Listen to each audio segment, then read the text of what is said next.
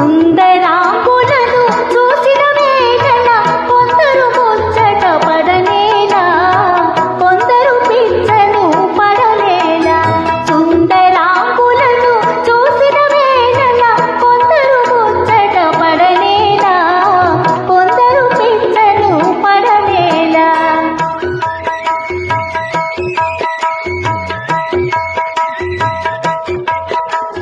అందము ప్రాయం ఐశ్వర్యము గల సుందరి దొరకుటి అరుదు కదా.